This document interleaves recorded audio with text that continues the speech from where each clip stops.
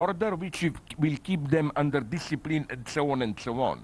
So again, colonizers didn't want to destroy local traditions. You should all become like us. No, they were terribly afraid of this.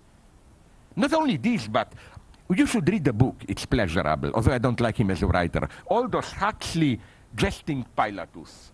His travelogue, he visited India in 1920s, and it's wonderful what he learned there. He says that all these top British administrators, colonial in India, they were always ready to admit that we in the West, we are vulgar, secular, materialist civilization. A simple Indian farmer, poor, praying, has more authentic spirituality than all of us, and so on and so on. They were always ready to concede this. But God help us if these Indians want to study technology, become like us, and so on and so on.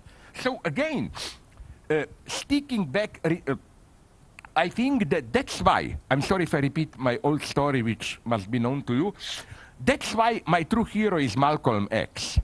You know what is X? X means we don't have our roots. But you know what Malcolm X did with it? It was not, oh, we must restore our roots. This is the stuff for Hollywood, for TV, Alexis Haley, big series. I think Malcolm X saw something in an extremely revolutionary, wonderful way. That his idea was, what if this X, which means we lack our roots, offers us a unique chance of freedom, to be more authentically universal, reinvent a new universal space, so that we will be the true universal egalitarians, not the Western people, and so on. That's the crucial struggle today. So again, back to the movie, then I stop. I totally agree with this criticism that there is a complicity, and this complicity is now even open. I mean, if you are listening to latest political news, something crazy is happening. There is now a new axis, I called it ironically axis of evil emerging. Be careful what is happening now in the Middle East. Turkey, Israel, Saudi Arabia. Isn't this a nice paradox? The most fundamentalist, at least it pretends to be. Saudi Arabia is really a big banking mafia family investing money. But they pretend, they are already coordinating their activity, their generals are meeting for years, Saudi Arabia and Israel against Iran and so on. So again, this is true. But this is why, but I don't see the conclusion, because that's precisely the point of the film. That the way, precisely because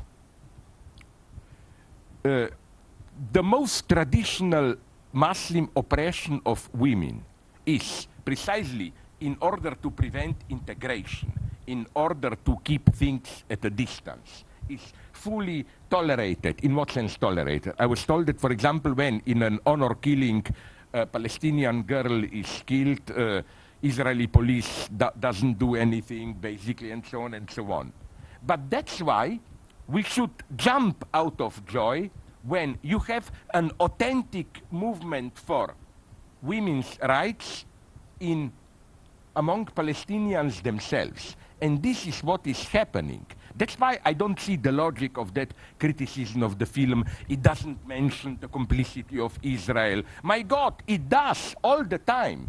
What it is just saying is that if we really want to win at least the ideological battle against Zionism, it's not by sticking to our old Arab traditions, but fighting for our women's rights is part of fighting for our political freedom. And this is the true message of the film, which is why, I think it's so important, this film. And also, Tamer Nafar, he deserves to become a star, simply, I think. Because he's an incredibly... You know, what surprised me is the sheer common sense, funny nature. Like, the last time I talked with him, when he was in New York, Tamer Nafar, his group, they were invited by some college there, and after their performance, the college served them a meal, a reception, and what did they get? hummus and all that bullshit. And Tamar told me, it's horror. I eat that shit all the time. I came here to United States to get corrupted with hamburgers and so on. Now I have to eat the same shit as my You see, that's the guys I like, full of irony and so on. I mean, Palestine, my experience, is a wonderful country. Okay, I will conclude just with one joke. Let me go on.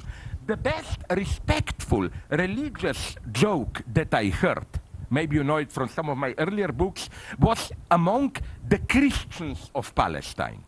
Very tender jokes that I like about Jesus Christ, like just one non-obscene one. I love it. I heard this from a Christian Palestinian. I like this total historical inaccuracy. Jesus Christ gets tired of his preaching, and he takes one of the apostles. Let's go to Galilee Sea and close to it, let's play golf. Okay, Christ is playing golf there. He makes a hit, misses it, the ball falls into the sea, lake, water. Okay, Christ being Christ, he of course walks there on the water, reaches, comes back.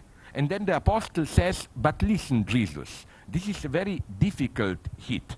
You will probably fail. Even, who is your big player, the black guy? Tiger Woods. Even Tiger Woods wouldn't maybe be able to do it. And Jesus said, fuck Tiger, I'm God, I can do it. So he hits it again, it goes again into the water.